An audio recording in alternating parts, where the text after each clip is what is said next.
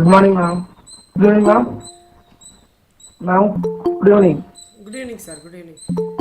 Good evening, ma'am. Please mute பண்ணிக்கோங்க sir, please sir. Okay, okay, thank you, ma'am. Thank you sir, thank you.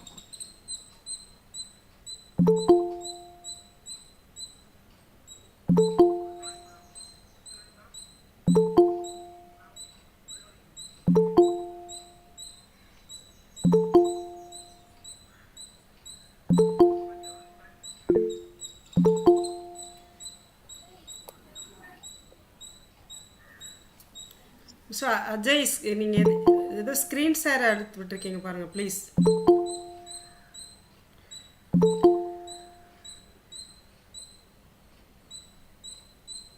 Dear participants, please mute yourself, please.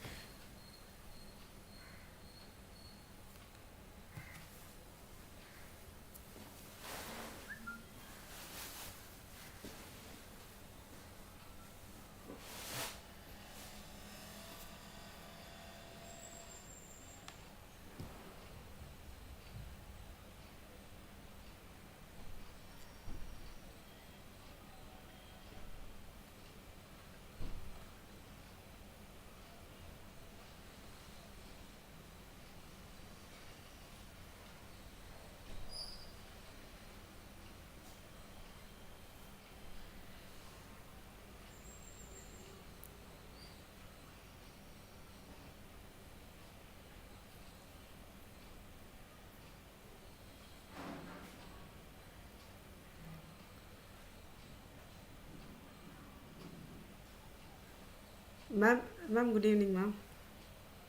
Good evening, ma'am. Welcome you, ma'am.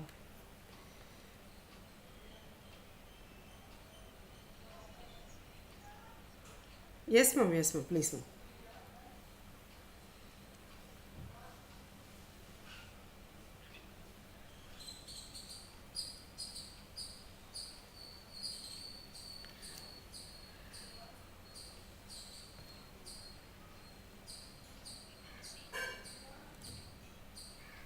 Yes, ma'am.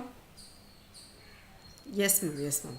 It's yes, yes, yes, ma'am. It's perfectly, ma'am. Perfectly all right. Thank you, ma'am. Thank you, ma'am. Thank you.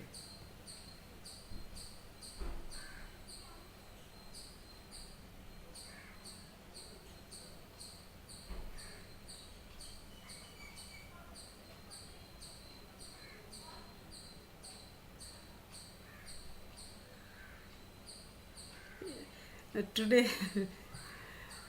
yes, ma'am. Today only. Yes, ma'am. Yes, ma'am.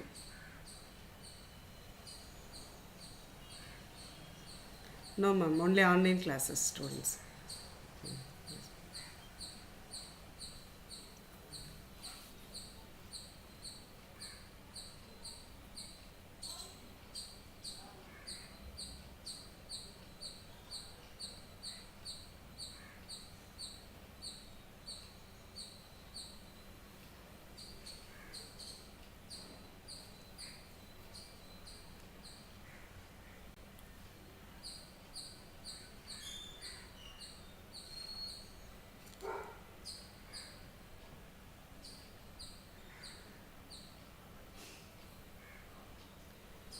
Mr. Velumani, stop share.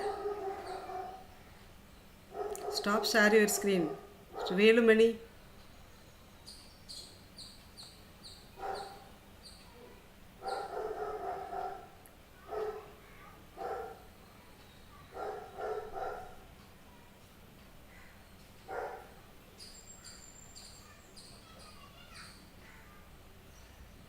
Good evening. Good evening.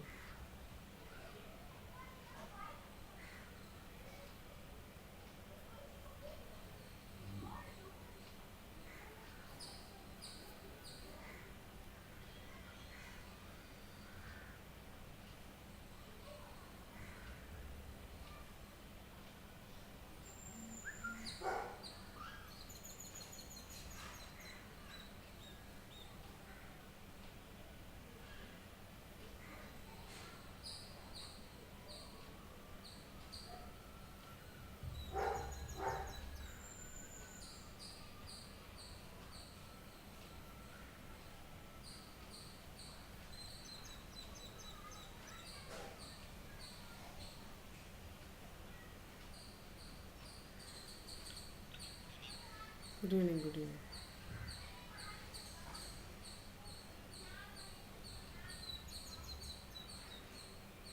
Good evening.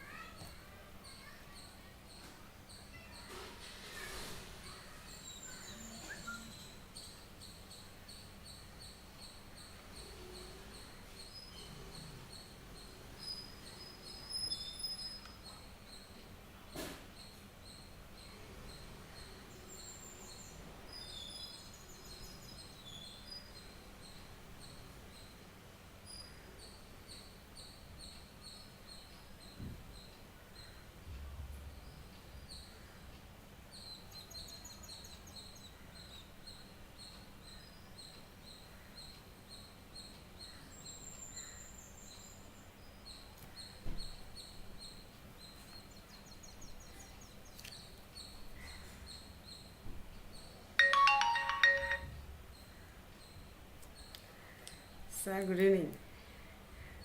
Sir join பண்ணுவீங்களா? Free வர முடியாதா? இந்த இப்போ அனுப்புகிறேன். Madam இப்போ தான் வந்தாங்க. 4 o'clock start பண்ணுறாங்க. மேடம் உள்ளே இருக்காங்க, வந்துட்டாங்க. சும்மா அப்படியா? சொல்ல வேண்டாமா? சரி சரி சரி, நான் சொல்லலை. Okay okay sir. ஓகே, அதான் உங்ககிட்ட கேட்டுட்டு தான் சொல்லுவேன். சரிங்க சார். Okay sir. பட் நீங்கள் தானே எனக்கு அரேஞ்ச் பண்ணி கொடுத்தீங்க, அதனால தான்.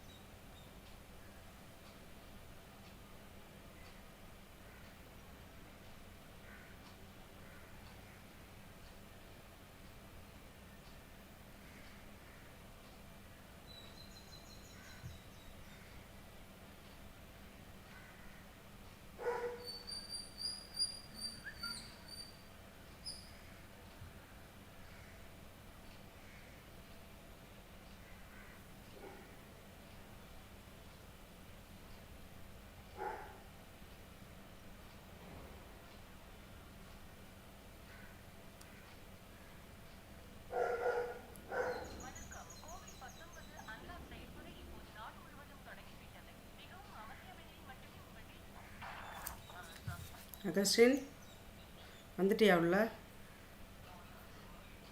வாங்க வாங்க, வந்துட்டாங்க. அந்த மேடம் வந்துட்டாங்க. வாங்க, விசி இப்போ வந்துடுவாங்க. ம்.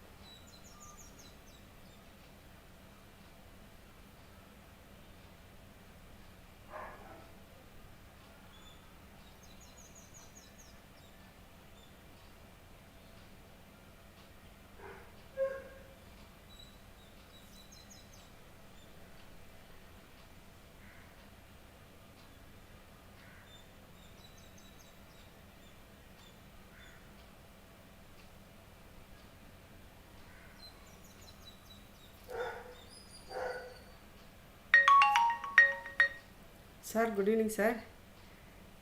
சார் சார் வணக்கம். வந்துடுறீங்களா சார் இப்போது? வாங்க சார், வாங்க சார். சார், நீங்கள் இனாக்ரல் அட்ரஸ் நீங்கள் தானே சார்? சார், அந்த அது உங்கள்கிட்ட கேட்டுட்டு தானே சார் விசி சார் சொன்னாங்க இனாக்ரல் அட்ரஸ்ன்னு சொல்லி உங்கள் இன்விடேஷனில் போட்டிருக்கோம்ல சார்? விசி சார் பேசின ஆமாம் சார், 4 மணிக்கு தான். விசி சார் பேசின உடனே தான் நீங்கள் பேசுகிறீங்க. பேசுனதுக்கப்புறமா நல்லா இல்லைன்னா நான் காலையிலேயே ஞாபகப்படுத்திருப்பேனே sir. Thank you sir, thank you sir. Okay sir, thank you sir, thank you sir.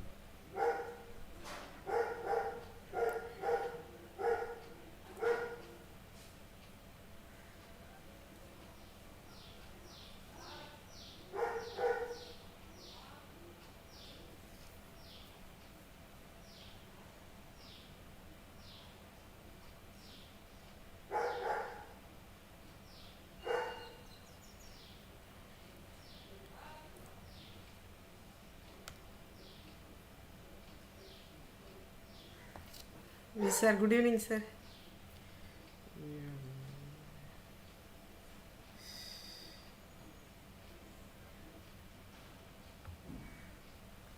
VC, sir. Good evening, sir. Good evening.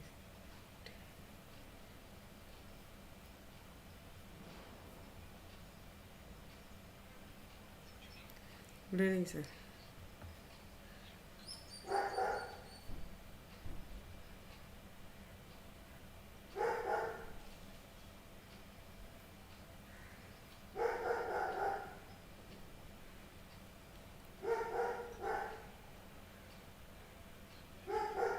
Yes, yes, Augustine. Yes, pa.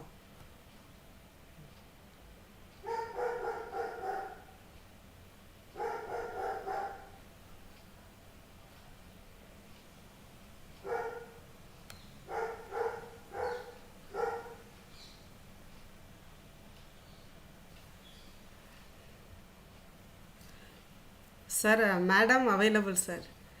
Professor Batma Sarangabani, ma'am.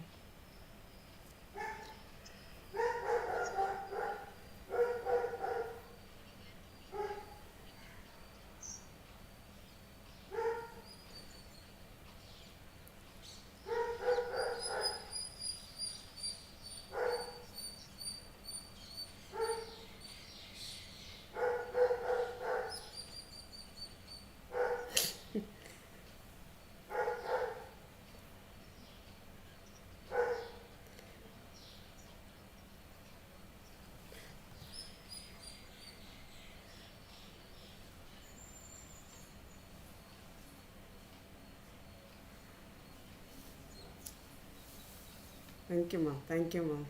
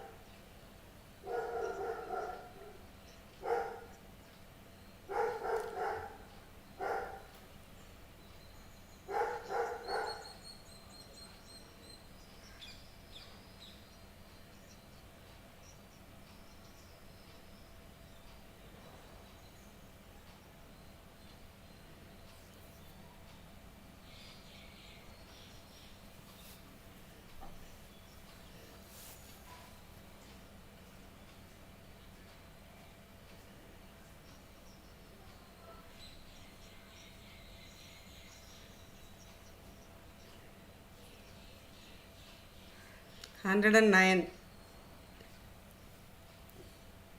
Today's.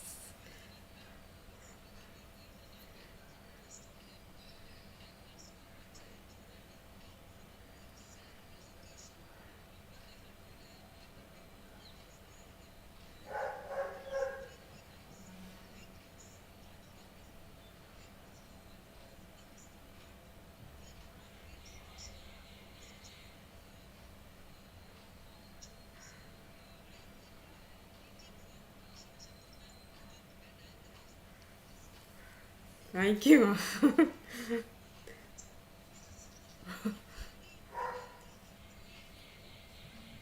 Thank you so much ma'am. Thank you ma'am. Thank you ma'am.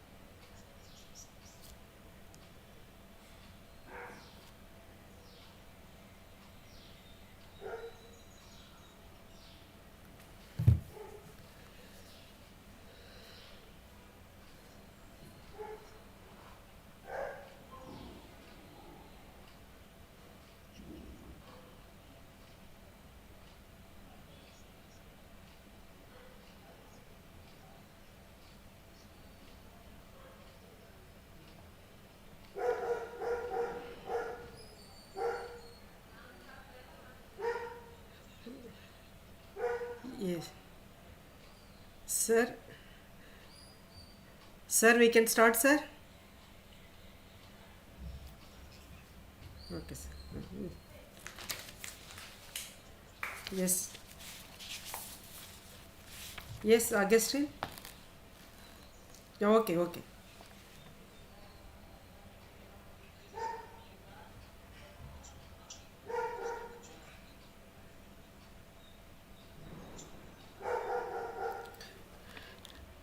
Dear participants, please mute yourself. Please, all are mute yourself, please.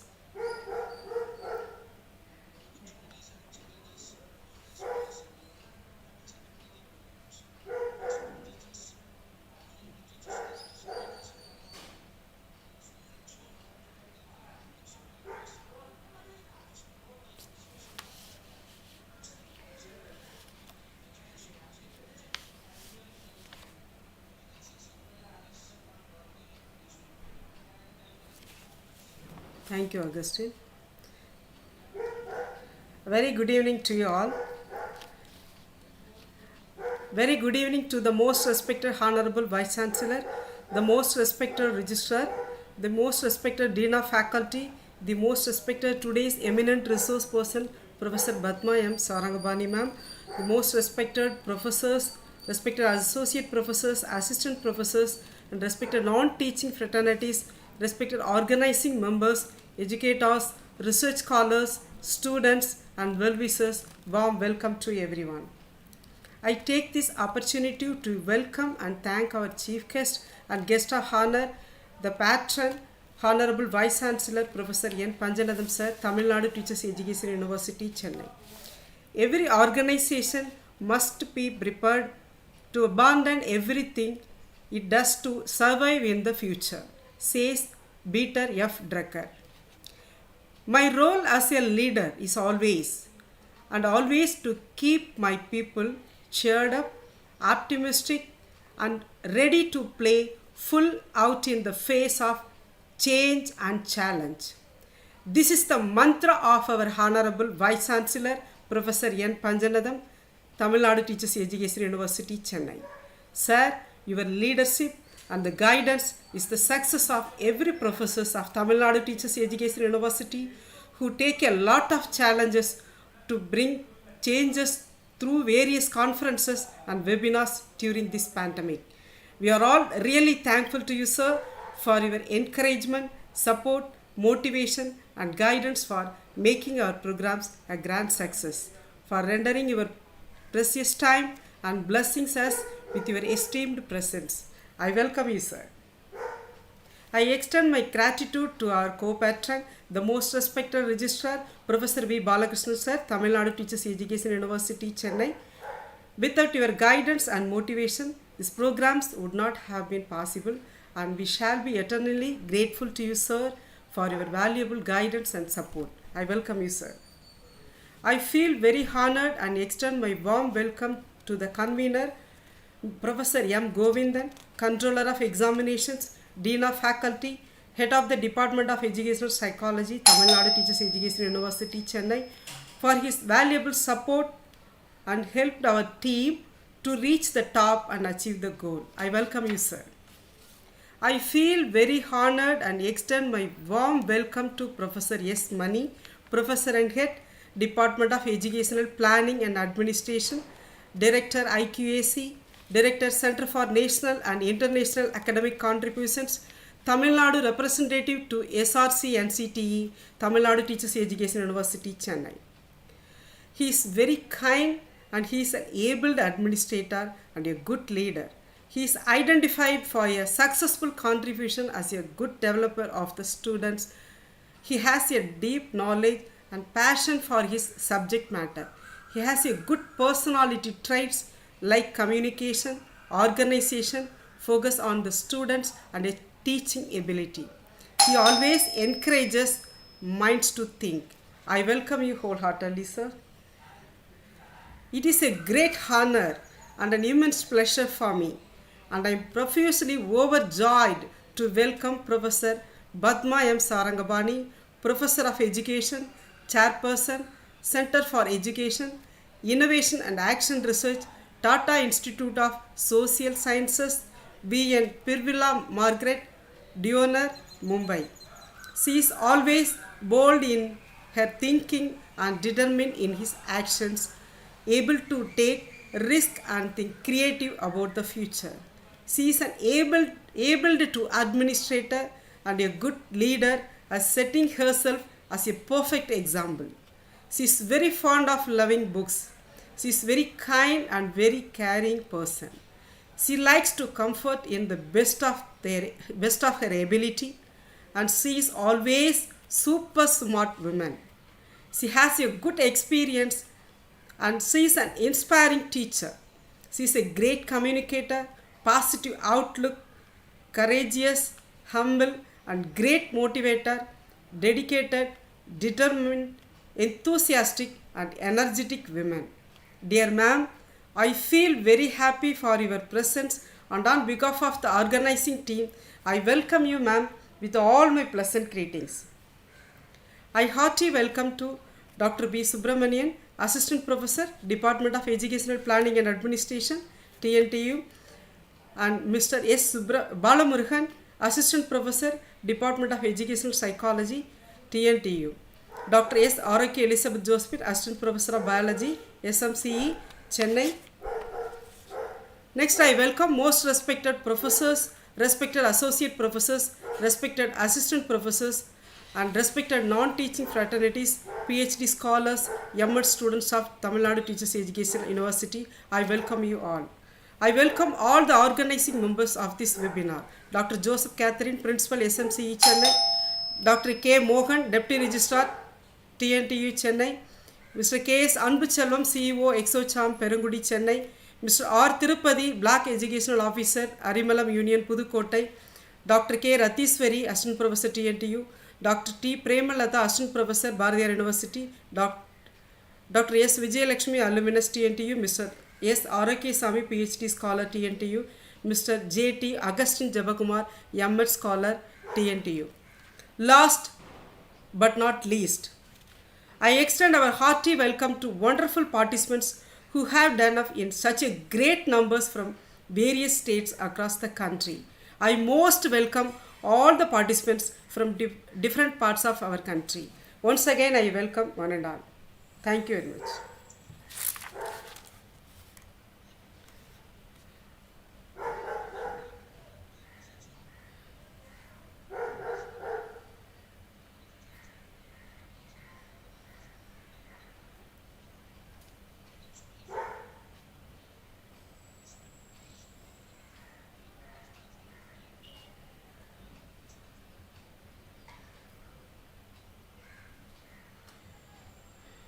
Yes, sir. Yes, sir. Yes, sir. Yes, sir. Okay, sir. Okay, sir. Okay, sir.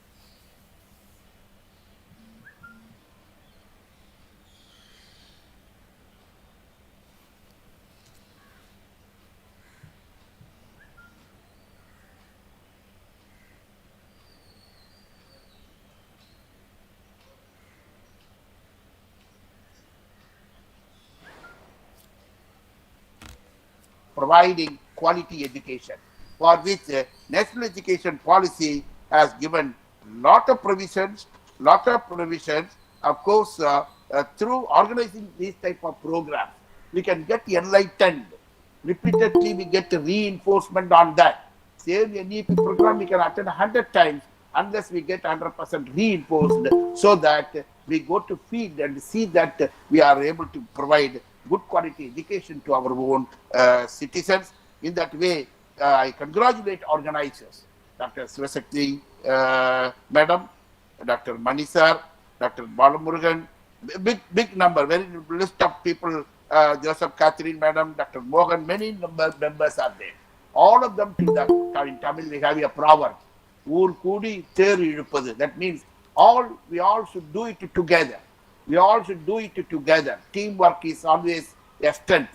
In that way, our university, I am very happy to again say, informally I told before the meeting was commenced, formally I am telling these 32 teachers of Tamil Nadu Teachers Education University, in this lockdown, during this lockdown period of 4, 5, 6 months, they have organized more than 1,100 webinars, seminars, 1 week program, conferences, online conferences, everything. Congratulations to them, their hard work, benefiting 200,000 participants from India and 12 more countries. India and 12 more. In many webinars, honorable ministers have addressed, honorable vice chancellors have addressed, great professors have addressed from various institutions, and from great institutions from Singapore, Malaysia, Germany, all over the world, more than from 12 countries, great people have addressed. In that way, more than 1,100 programs, our 32 teachers of this great university have organized exclusively. Madam Sivasakti Madam has organized more than 100. This is her 109th program. We all congratulate you, Madam. Keep contributing, keep leading, and until our country becomes #1 country in the world, for which all of us should contribute with this note.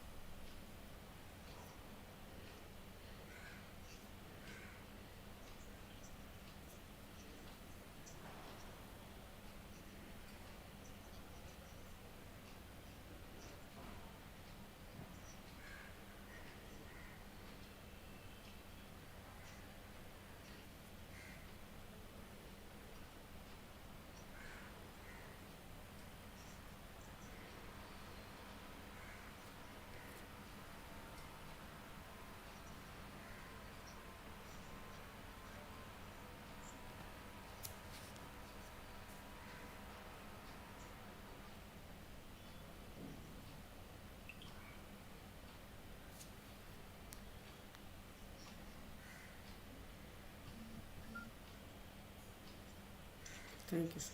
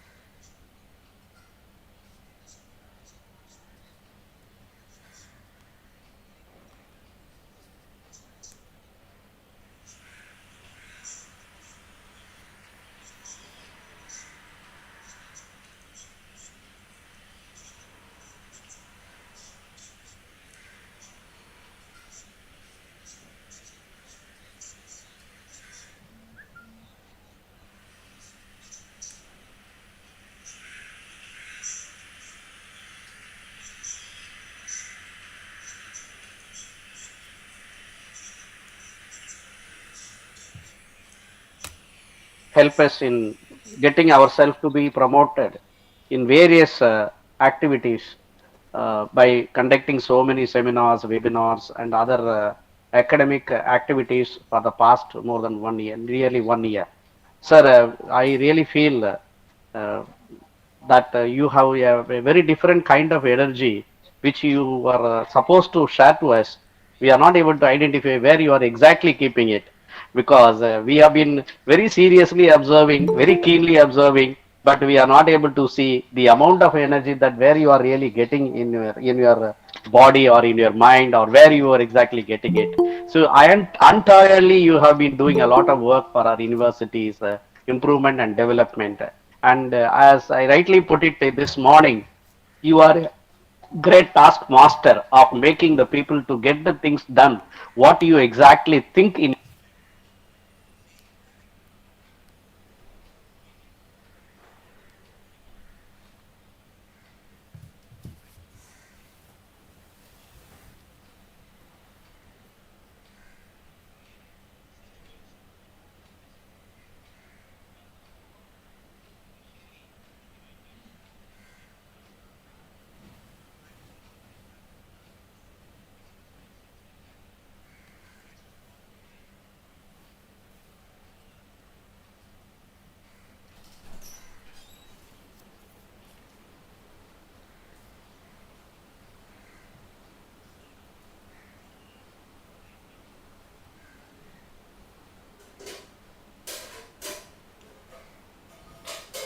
Thank you, sir.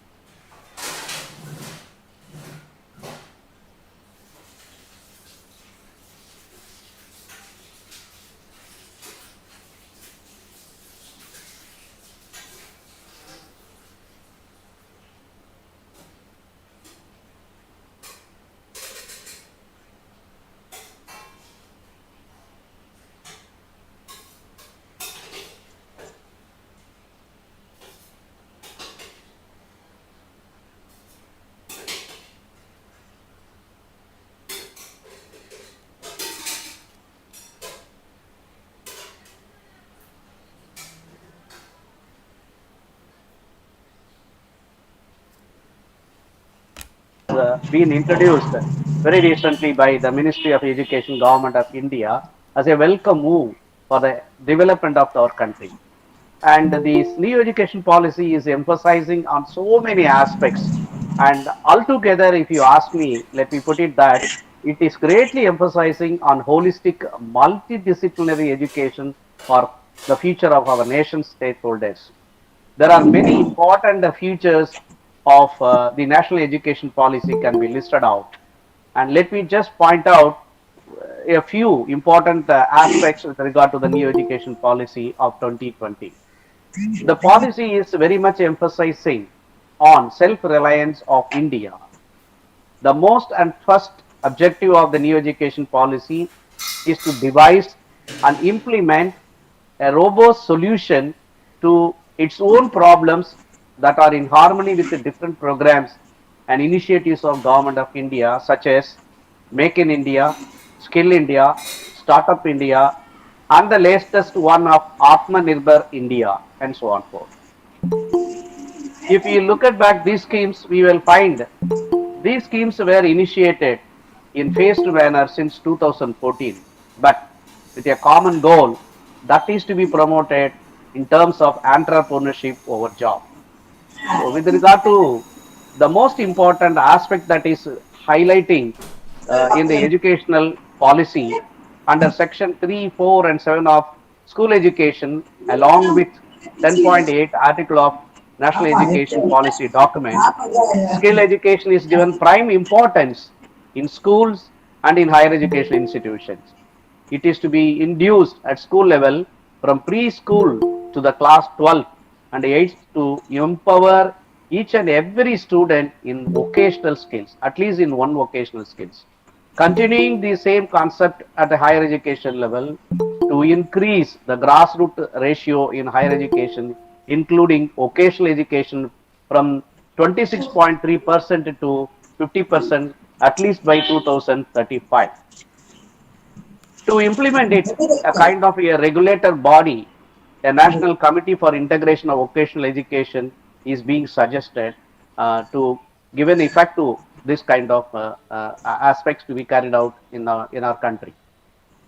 The another important aspects which I would like to touch upon is the sustainable development goals. As the United Nations defined the 17 sustainable development goals with the SDG 4 as primarily education as well as a defined tool in 2015. Article 7.12 talks of constituting Samajik Chetana Kendra that will include activities for society and provide a social cohesive environment at schools. Article 10.6 and 10.3 also talks of the crucial responsibilities of higher education institutions to the community engagement, support for school system, as well as value-based education and environmental education more particularly. The holistic development of an individual is very much is aimed through this kind of a positive and inclusive education from school education to the higher education level in our country.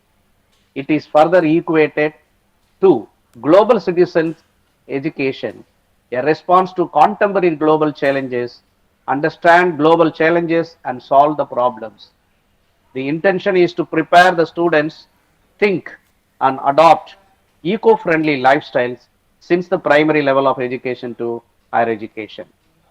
The third important aspects which I would like to refer here is that the new education policy is trying to help the economy to get a great boost. So education is considered as a great economy booster. So therefore, the section of 17 of National Education Policy stresses upon knowledge economy, knowledge economy in terms of promoting cultural heritage, increasing the general enrollment ratio in higher education, aspiring more and more youth to continue their higher education, creating a pool of talented and skilled youth community who wish to build the nation and boost the national economy, imbibing the relevant technology and the solutions, more particularly the digital technology to empower the higher education institutions. The GDP of 60% to be invested for achieving these goals to give effect for this policy to be effectively implemented. Since knowledge economy is interrelated to society, this brings a multitudes of socio-economic improvements in our country. Stress on vocational studies and support through funding, incubation, and centers reinforce boosting economy through entrepreneurship. The another important salient feature which we can easily identify from this new education policy of 2020 is that first time in our country, though we have read in many papers, in many books, that the concept of internalization of education, but there is a stress is given by the new education policy of 2020 on internationalizing the higher education.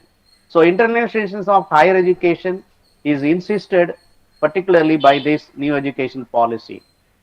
It targets on creating India as a knowledge hub to attract foreign nationals and to promote research collaboration. Just a few minutes ago, our Honorable Vice Chancellor was also talking about the research and its contribution for the global development. So, to promote research collaboration and student exchanges between Indian institutions and other world institutions through an organized efforts.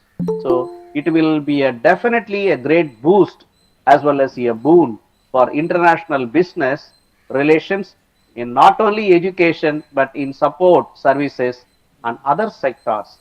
Also, as the phased out students who have become more aware with Indian culture, socio-economic diversity, trade regulations, industry sense, and many more aspects for an exchange between Indian culture and that of the other culture.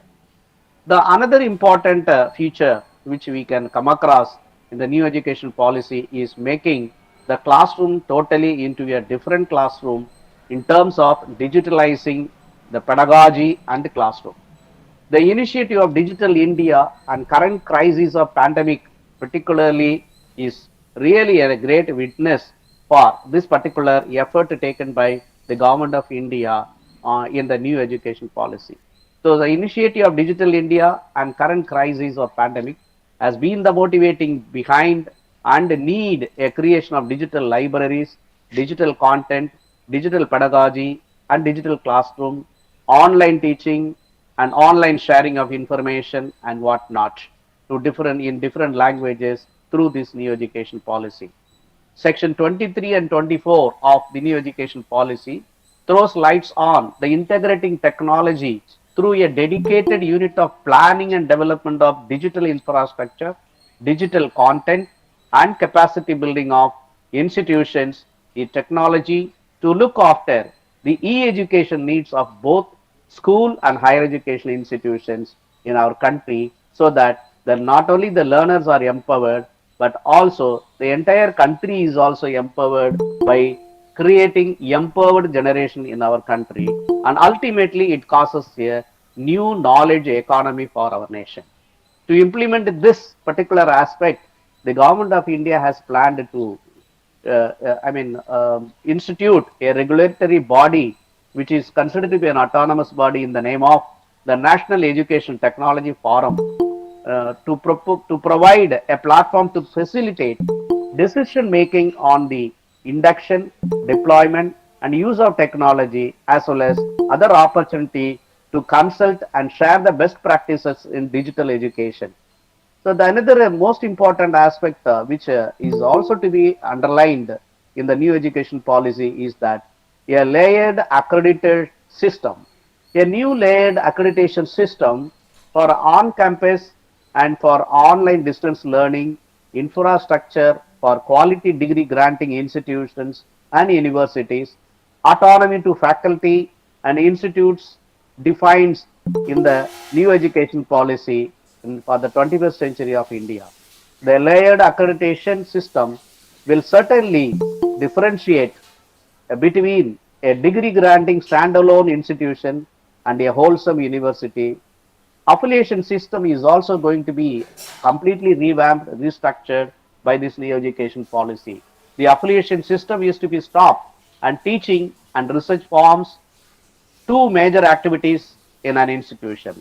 Accreditation should be also to set standards in quality of an infrastructure, faculty, technology, and the enrollment ratio, research facilities, etc. And the most important aspect that I would like to touch upon with regard to the new education policy is that there are several initiatives that are introduced specifically for training of teachers in schools and higher education. And of course, our university is a teacher education, the first teacher education university in the country. And we do need to take a note of all these very important recommendations and suggestions given by the new education policy. The most important one is to train them in digital technology with the help of nationwide agencies and centers in each and every district of the country. It also mentions higher remuneration for the teachers to attract the best talents to the industry of teaching. The main other development is introducing courses in education, namely the 4-year integrated program, which is a very welcoming one in the entire nation and making it a very essential component of the program to be implemented effectively in the futures in our country, particularly uh, making the program to be uniformly followed all over the country. And a good research is also being highlighted upon. Quality research is also being very much thrusted upon this new education policy, particularly on teacher education. So there are many other important features are also there to talk about the new education policy. However, I would like to conclude that it is a great opportunity for all of us not only to learn the very important highlights of new education policy of 2020, but also to make ourselves aware, but also to effectively involve ourselves in the implementation process of the new education policy for the better future of the generation, the society, and the country, and make our India as a very important, powerful country to compete with, to edge over with the other countries of the world. I once again express my sincere thanks and gratitude to the organizers and to all the other good heart who have been with us for the past few minutes and also going to be with us maybe in another few minutes for our program. Thank you very much for giving this Okay, opportunity. sir. Thank you, Vallala. Thank you, sir. Thank you so much, sir, for your kind words and giving us a good knowledge of.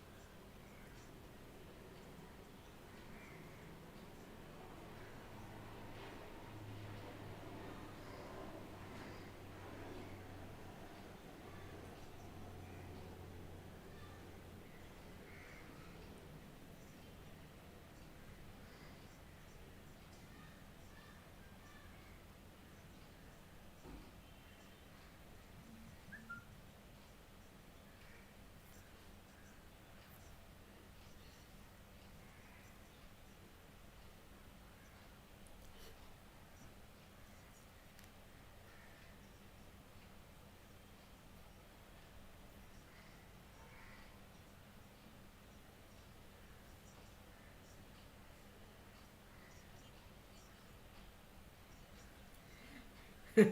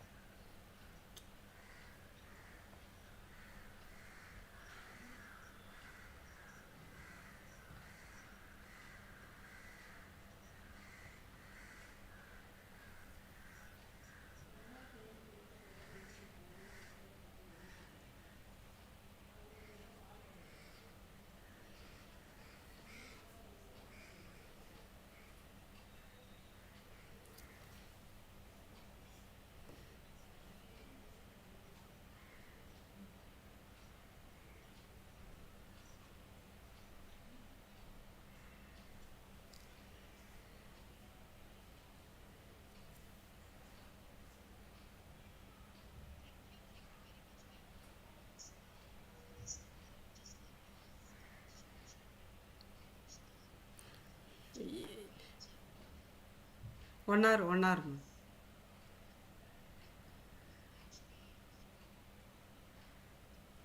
Okay ma'am. No no okay ma'am. Your wish. Okay ma'am. No problem. No problem. Yes ma'am.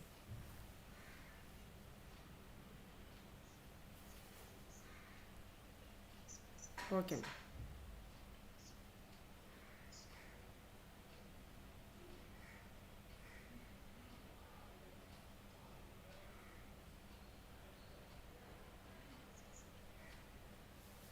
Yes ma'am.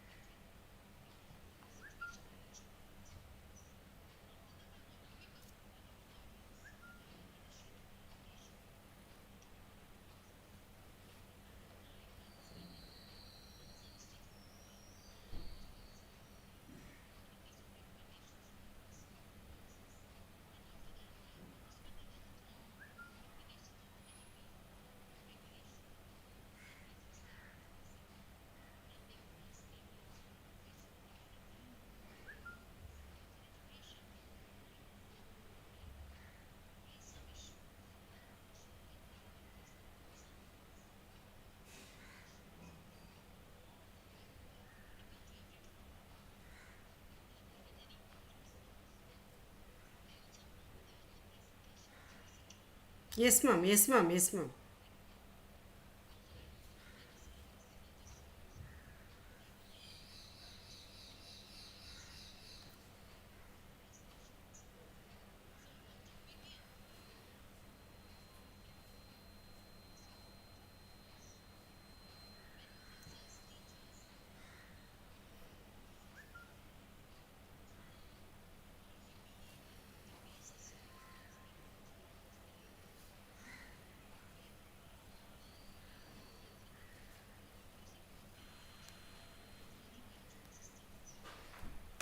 materials, and we're also exploring how to make the medium more interactive and engaging for our students and for ourselves. We're also discovering that taken for granted aspects of the teaching environment are so important. They enable us to constitute our teaching acts to elicit attention, hold students' attention, motivation, and engagement. Things like being located physically together in a classroom, corridors around the classroom in where we bump into colleagues and to students to just exchange ideas, to draw each other's attention to things, to fix up a meeting, to plan a one-on-one meeting with a student. All these small little everyday conversations really enable the activities of education to take place, to get negotiated and to achieve. Things like timetables enable us to structure our time and call us to attention. And the blackboard. I really miss many of these things, uh, which we have lost because of the um, technology-based interface that we are relying on in COVID times. No more classrooms to get together and physically feel each other's presence, enable us to pick up all those tacit communications of gestures and expressions through which we make out how others are responding to what we are saying and modulate our own teaching. And the blackboard in which we put up things that we commonly attend to. These are all the small little aspects, tacit aspects of education, which uh, in the current situation we have lost. And it has brought our attention to the fact that the institutional side of education is so important. It has also drawn our attention to the fact that pedagogy is not simply delivery of content. It's a layered activity. And interactivity with students is very important to develop engagement and hold the experience together and achieve the valuable outcomes that education needs to achieve for students.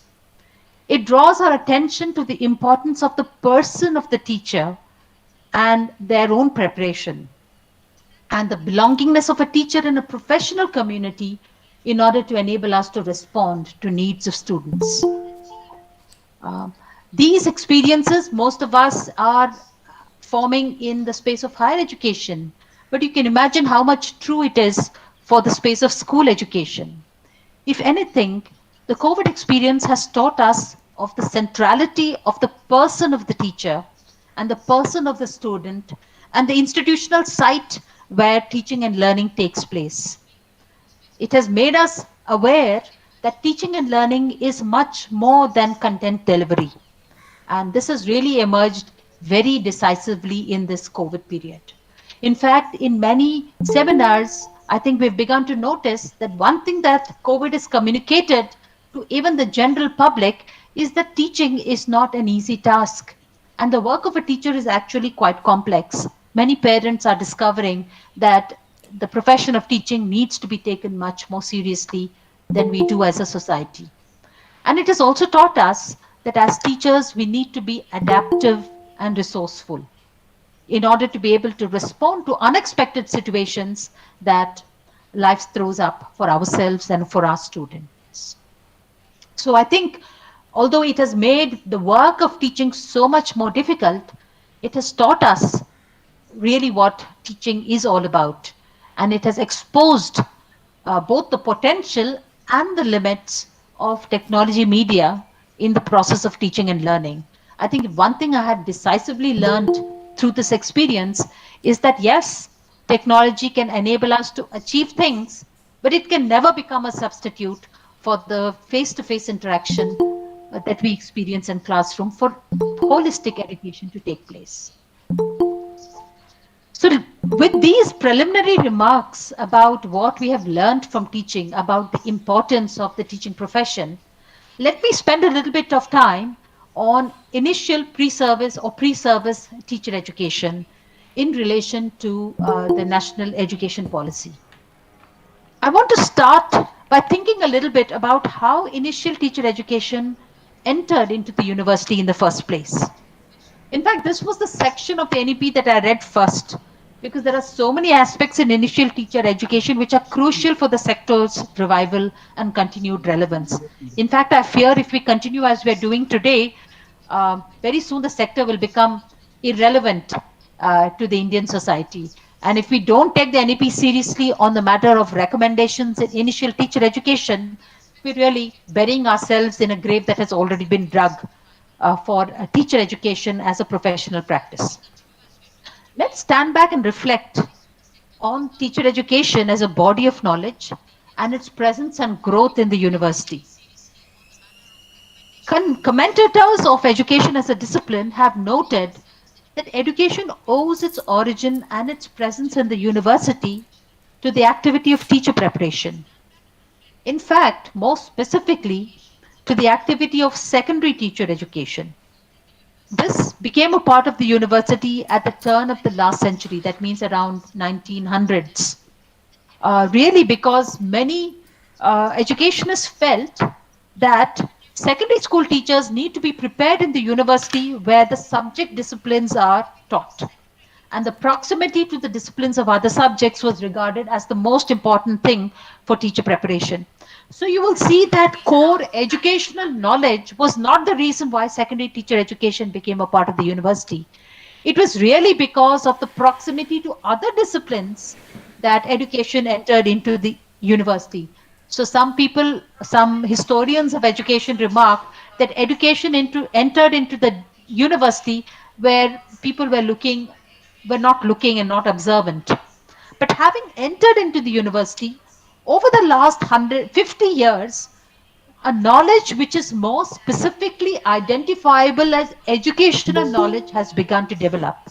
And it is only in the last 30 years, I would argue, that our own disciplinary knowledge of teacher education has truly undergone change. And it has really become, it has been shaped in the last 30 years. So, one of the important implications of secondary education being in the space of the university was that the preparation of primary school teachers was left outside the university. It was treated as a vocational subject, not needing rigorous disciplinary content knowledge. In any case, even for secondary education, educational knowledge was not regarded as a rigorous area, and a lot of common sense used to be taught in the name of educational knowledge. But primary school teaching, in fact, takes place even today outside the space of the university, and it has much closer connect with the occupation rather than with the discipline of education. This separation has had a long-term impact on teacher education, as well as university-based research to inform the content and approach of preparation of primary school teachers.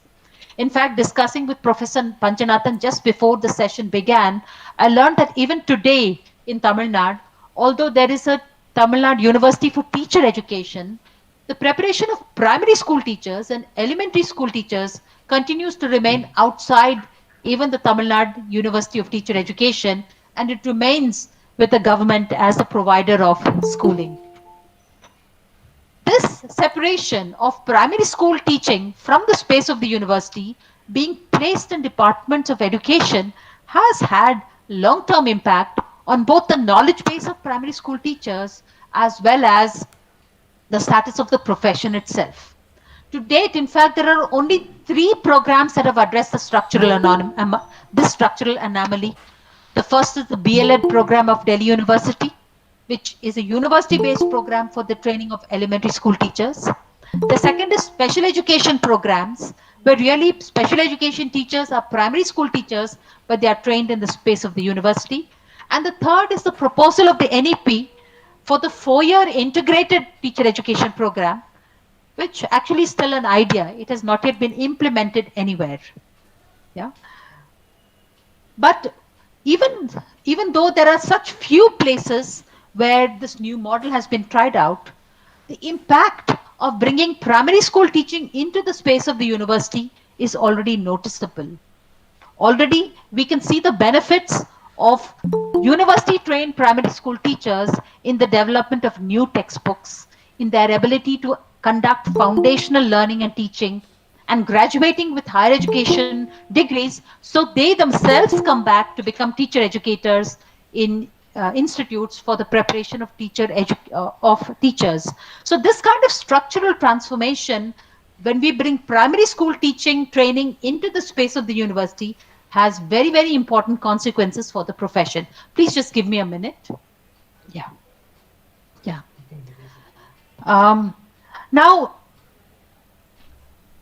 along with this, the NEP the NEP is definitely calling for primary school teaching to become a part of the university system. And this is a very, very important change. And I think as members of the teacher education community, we should be thinking deeply about both the importance of bringing this into the space of the university, as well as the long-term benefits that this will have for the profession if we succeed in doing this with the spirit that the NEP intends. Being a part of the undergraduate program of the university has meant that a lot of contemporary debates about teacher preparation and aims of teacher education have impacted on the preparation of primary and elementary school teachers. The curriculum and the reading lists are much more up to date, drawing on theories that address foundational literacy, foundational numeracy, as well as inclusive education much more meaningfully. Longer time to be prepared in the space of the university also gives longer exposure to school contexts and classroom contexts, preparing student teachers with greater understanding of school realities. And many innovations, such as visits and interactions with NGO run centers, orient them to the pedagogical possibilities, as well as grounding student teachers in strong ethical frameworks, along with optimism about what good teaching can achieve. Several of these changes were actually proposed in teacher education curriculum revision of the NCFT 2009. But with primary teacher education still remaining with SCRTs and under boards of secondary education, the extent to which such changes have percolated into primary teacher preparation is still very, very limited. To some extent, it has happened in states like Chhattisgarh or Karnataka with a lot of NGO and university involvement. Otherwise, the 2-year diploma continues to be a very traditional curriculum with commonsensical maximums masquerading as educational theories and very thin pedagogical methods.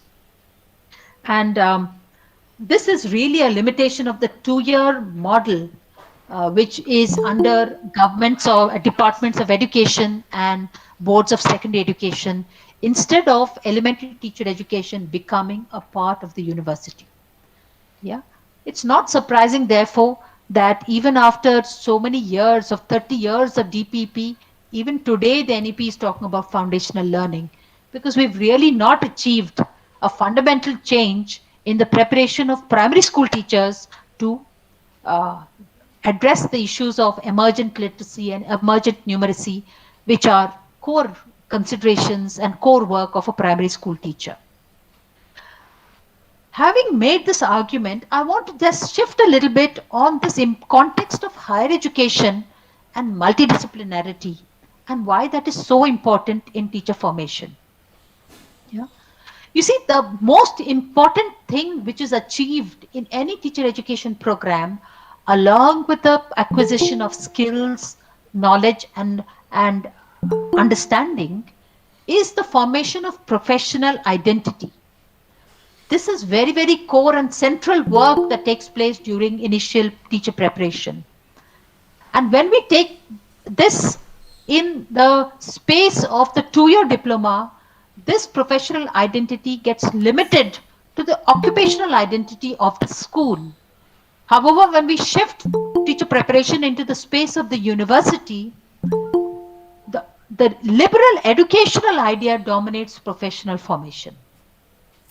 This is really very, very important because elementary school teachers need to have critical political awareness about the aims of education, both in relation to personal aims as well as social aims. They also need to have a critical understanding of social justice aims of education.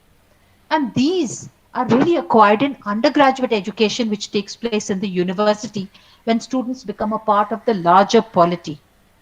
This kind of political socialization and political agency is very essential for teacher formation. And it enables teachers to realize how pedagogical work is really important social action. Currently, we don't have this opportunity when we prepare primary school teachers. We have excessive domination of the occupational niche that teachers are expected to occupy. And please do note that when I'm using this word political, I don't mean narrow party politics.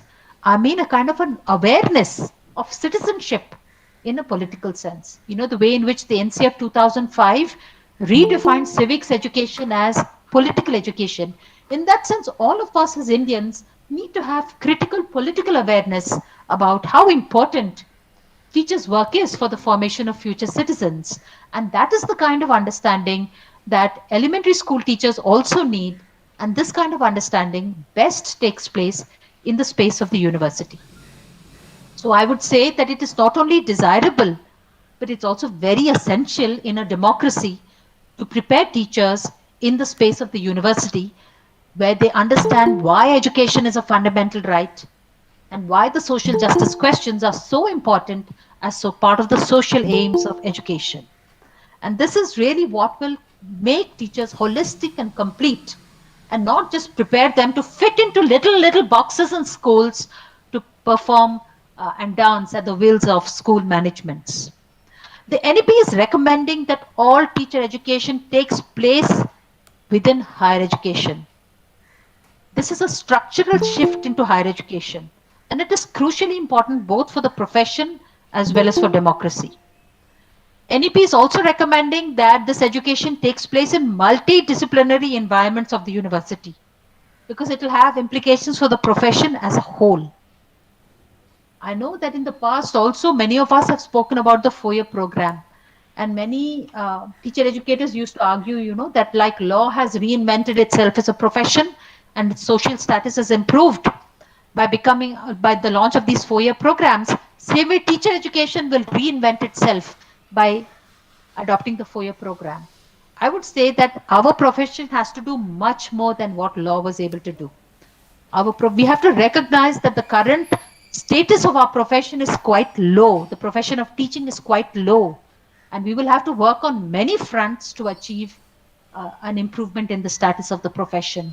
Being a part of the university is a part of it, but as a community, educating teachers, we will also have to be very active to ensure that teachers receive fair wages going forward and that employment conditions are good, and that finally primary school teachers are paid as equally as secondary school teachers. I think we will have to do all these kinds of things to truly achieve the revision of status of the profession. Needless to say, this 4-year teacher education program in multidisciplinary environments has implications for universities such as the Tamil Nadu Teacher Education University, which is right now a monodiscipline university. It also has implications for what is done in diets and bites. And we will have to, as a community, not only commit ourselves to developing true multidisciplinarity in our institutions, but also figure out how we're going to achieve these transformations in the places where we do teacher education.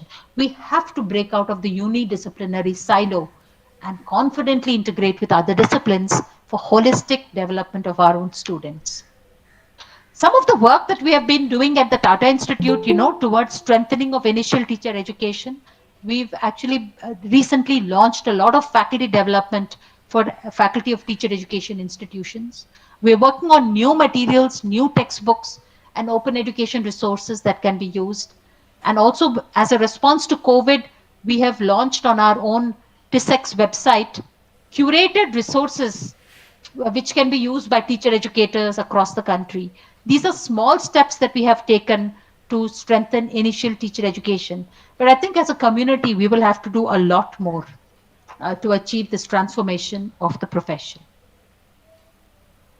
I want to make a few observations about continuous professional development in service, the cluster and the block resource centers and school complexes, which are a second area on which the NEP has something important to say in terms of transformation of the sector. We all know that the diets were created as a part of the a direct consequence of our last new education policy. In fact, I think of the diets as being one of the most important phases of institution building in teacher education in India. It is unprecedented, the amount of funding and resources committed to developing institutions where teacher education will take place. Not simply floating programs that has happened in the case of DPP, SSA, and RMSA. Developing institutions where in-service, pre-service, and research would take place was the vision of the diets. But we all know what happened to the diets.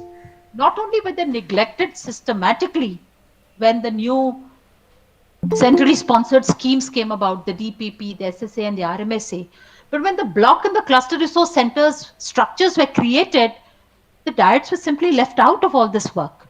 They languished, never getting integrated into the state's vision for its transformation of initial pre-service teacher education, shifting the entire focus onto in-service teacher education.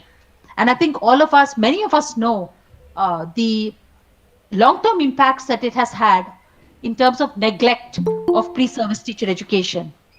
Unfortunately, it's not just neglect of in-service teacher education, but we also know that very soon teachers have become tired of the continuous in-service teacher education, which has neither linked to professional mobility of teachers, neither has it linked into any kind of rationalization of the approaches by which we give teachers in-service teacher professional development.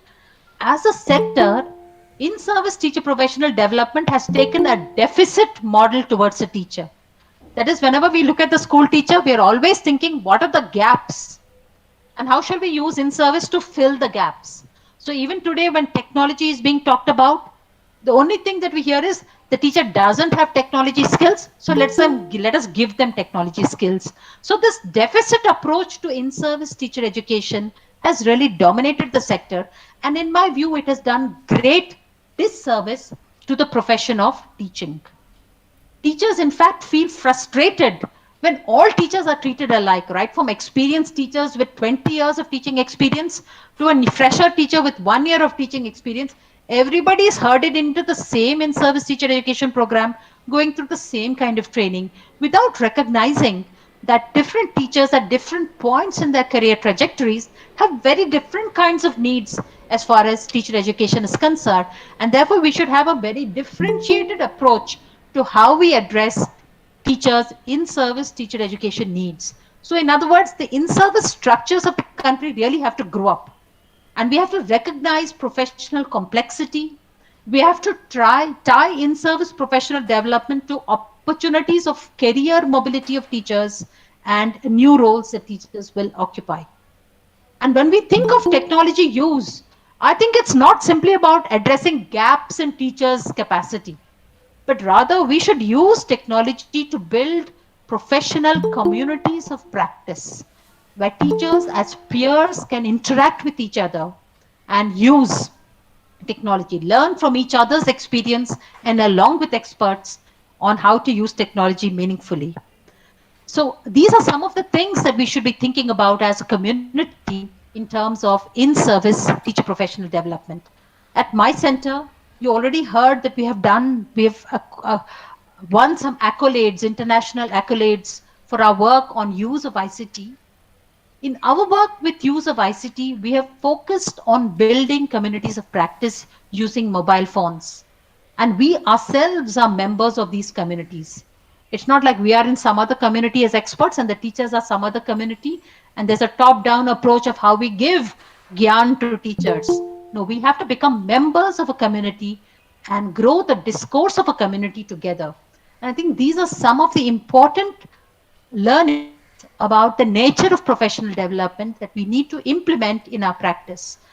International research and theorizing is telling us that professional learning is social. That means we learn in the company of peers. We don't simply learn from experts. So the way we approach professional development itself has to change. Some of the other kinds of work that we're doing at the center, which might interest many of you, is that we are also strengthening diets to help them establish teacher resource சொல்லுங்கள் sir. centers through which we can support local teachers. This model is extremely successful. I was closely இல்லை இல்லை associated admission with the கேட்குறக்காக phone resource பண்ணியிருக்காரு வேறு center ஒன்றும். of Diet Chamrajnagar. And I am amazed to say that ஆமாம் even ஆமாம் ஆமாம் 15 அதான் years நான் after சொன்னேன் we அட்மிஷன் இருந்தால் um, என்கிட்ட பேசுவாருன்னு நான் சொல்லிட்டேன். சொல்லி set up this சொல்லிட்டேன் சார். resource center in சரிங்க the sir. diet, it continues to be relevant to the local teachers. Every diet இருக்கு இருக்கு needs to பண்ணுங்க. have a vibrant teacher resource center which serves the needs of the local teachers. We have also at the நீங்கள் center, பண்ணுங்க sir as I பார்த்துக்கலாம். mentioned earlier, set up TISEX as a forum which provides open educational resources in Indian languages to teacher educators and to student teachers. And I hope after this talk, many of you will log into www.tisex.edu and see the kinds of resources that we have there, which are free for you to use with your own teachers. I think it will be relevant, especially in COVID times when we are not able to meet our students in our classrooms. Finally, I want to make a few observations about the whole question of regulation and standards in the professional sector. All of us know that the NEP has radical recommendations regarding regulation. In addition to shifting teacher education into higher education, it is also recommending that the teacher education sector be regulated by UGC as the regulator and the NCTE transform itself to set professional standards. So this is really something important for us to think about. I think all of us are well aware about the negative effects of about the ineffectiveness of NCTE itself. I mean, the years and years of corruption in the sector and the inability of NEP to the NCTE to actually curb this corruption. In fact, many of us have had direct experience of this kind of corruption in the sector. But in my view, it is not only the inability of NEP, of the NCTE to curb the corruption, it has also allowed for the sector to be non-innovative and to be satisfied with poor quality and satisfied with status quo. The conditions of regulation make it impossible for us to actually do something different and do something new. And most capable institutes don't even want to touch teacher education with a barge pole, saying the sector is so corrupted that our own vision of how teachers should be produced can never be realized with this kind of regulatory stranglehold on the sector. All of us also know that NCT and RCI don't even talk to each other, even though everywhere in the world, people are speaking about the importance of inclusive education in schools and not two different streams called special education and regular education. So this kind of structural problems have really limited the ability of the sector to grow and innovate. And I feel that the negative effects of bad regulation have overweighed the limits of regulation to stop corruption. So the changes that we have to think about in terms of regulation going forward, in my view, we have to be very bold in defining how much regulation we want and what regulation should do for the sector. And that is something on which we as a community need to really apply our minds. We have to stop approaching the question of regulation as if it is a stick by which we are going to beat private education institutions, and instead think about how can regulation be kept minimal so that it fosters innovation in the sector. And we have to think about this seriously because our academic work is very young. And knowledge about how teachers are produced is constantly being generated, and there's a lot of innovation which is possible. In fact, the NEP is calling for the return to the one-year B.Ed, the ODL model in B.Ed. How are we going to attempt any of these without a lot of innovation to take place in the sector. So the approach to regulation must change. Along with this, then we have to think, if NCT has to convert itself into a professional standard setting body, what should it do?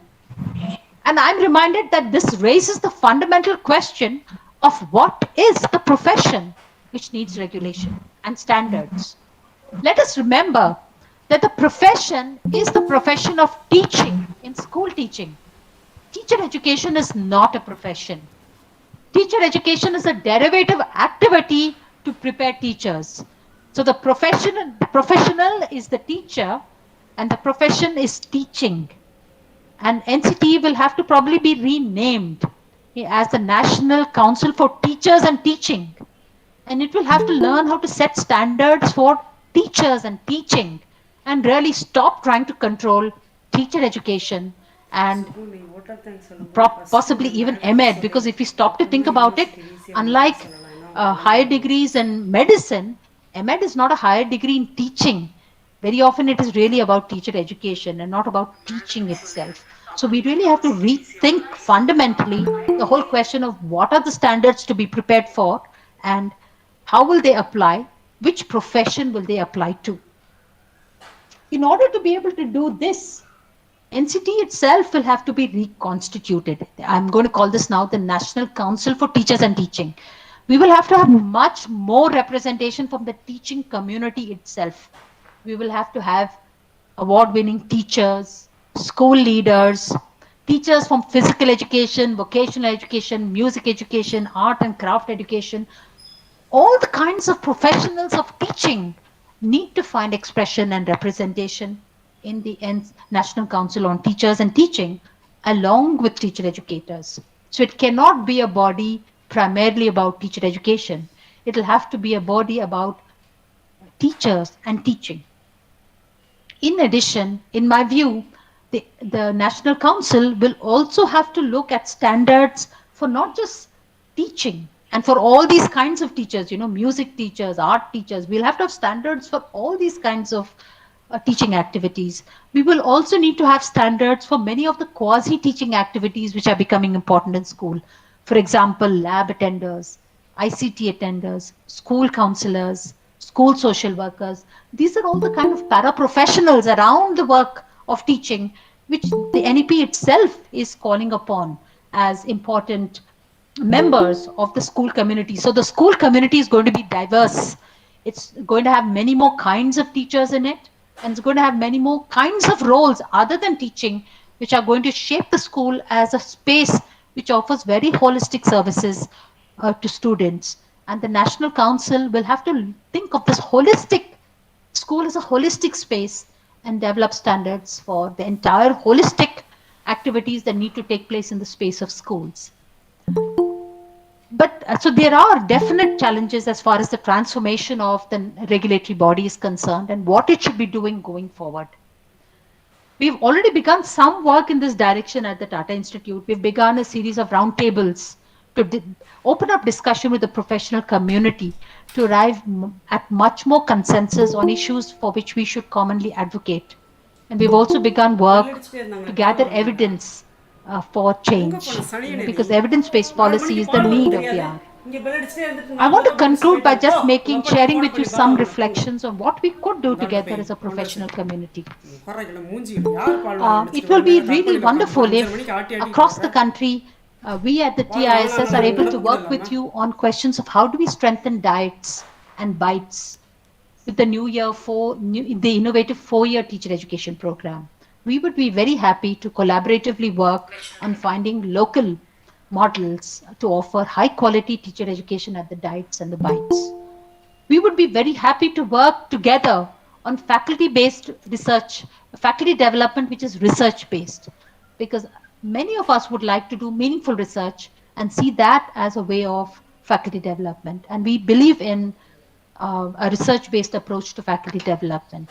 And finally, I also hope that going down the line, many institutions like us, we can come together in a consortium so that we can together offer online CPD and adapt resources to local conditions and local languages. And I hope that we will, having initiated such a discussion, we can go down the line and interact with each other to convert some of these ideas into actualities so that together we can really strengthen this important professional activity, which is of key importance for national development and is certainly the core of transformation as envisioned by the NEP. Thank you very much. Thank you, ma'am. Thank you so much, ma'am. Thank you so Thank you, ma'am. thank you so much, ma'am, for your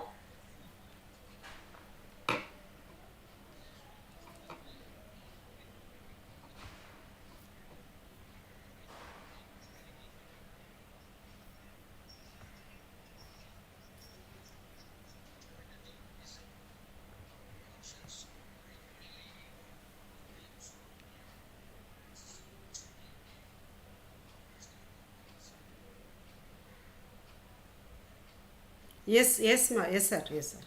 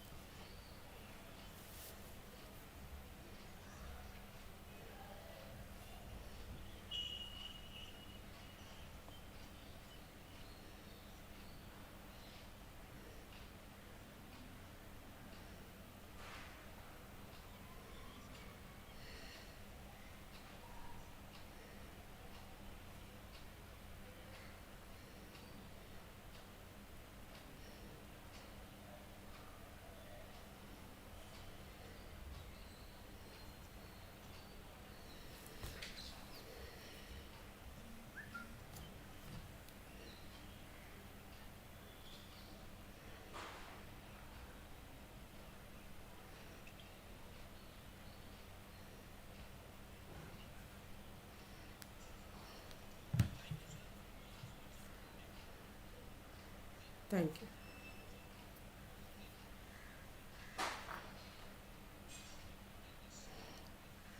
Thank you, thank you. Thank you so much, ma'am.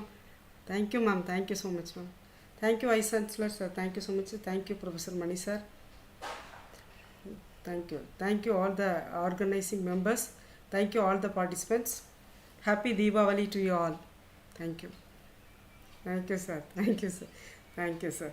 Thank you. Thank you. Thank you. Thank you. Thank you. Thank you. Thank you, ma. See the same.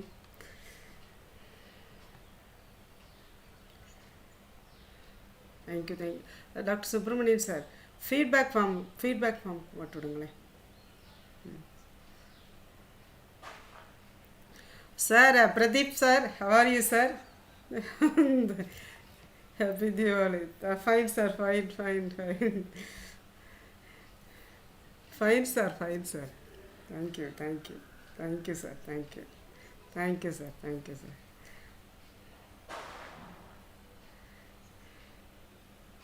Yeah, yes, sir. Please wait, sir, please.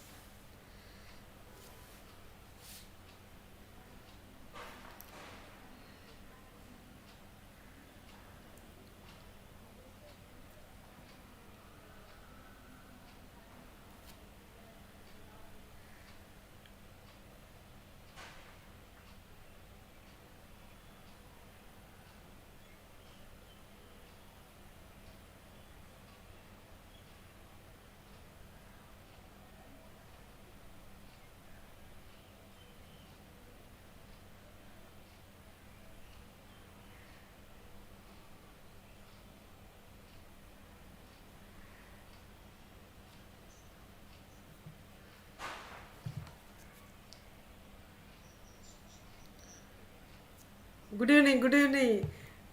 Good evening, Professor. Good evening. Thank you, sir. Thank you so much. Thank you, sir.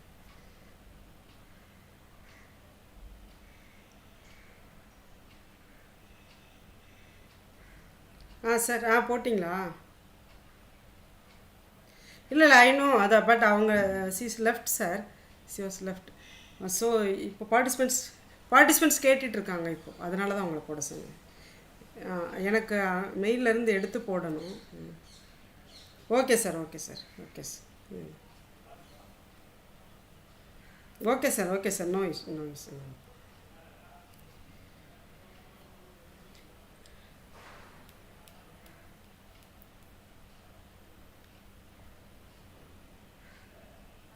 Ma'am post பண்ணுங்கள், இன்னும் கேட்டுட்ருக்காங்க ma'am. உள்ளே இருக்கீங்களா? வந்துட்டிங்களா வெளியில்? போட்டுட்டீங்க, but இன்னும் கேட்டுட்ருக்காங்க participants. வாங்க.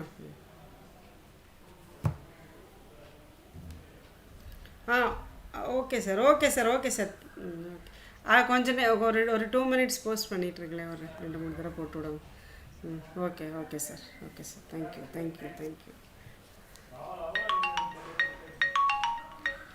Ma'am. Okay ma'am, Subramanian sir பார்த்துக்கிறேன். Thank you ma'am. Thank you. Subbu sir போடுறாங்க. Thank you ma'am. Thank you. போட்டீங்க. Okay ma'am. Thank you ma'am. Thank you sir. Professor John Lawrence sir, லேட்டாக வந்துட்டீங்களா? இல்லை ஃபுல்லாக இருந்தது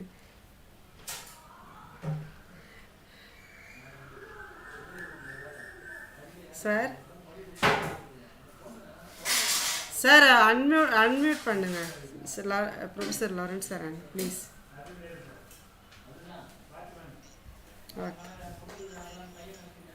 okay sir. Thank you sir. Thank you.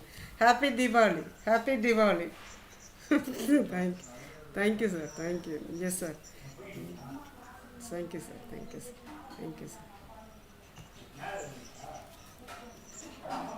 Okay sir.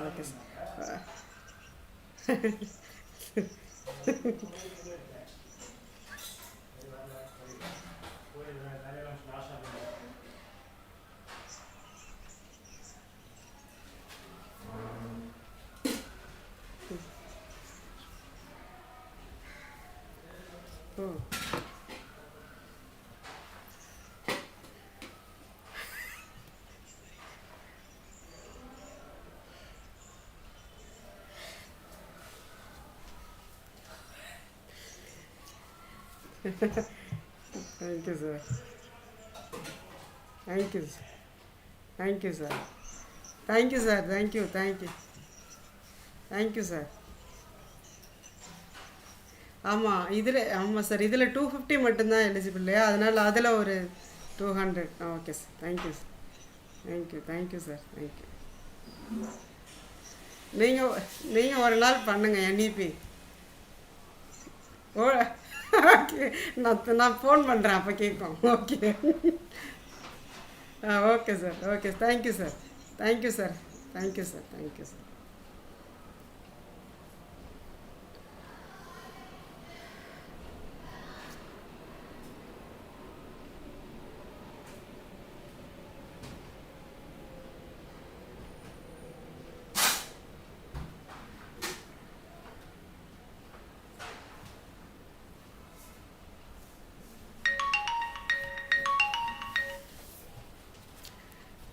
Sir.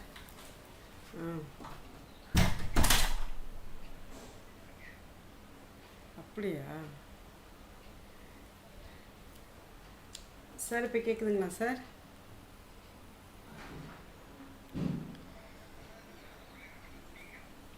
Thank you sir. Thank you sir. Thank you sir. இல்லை அவங்க, ஆமாங்க சார்.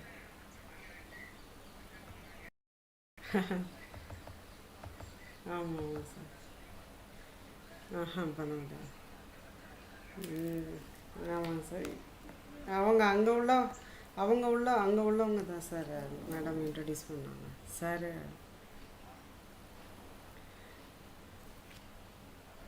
Thank you sir. தேங்க்யூ.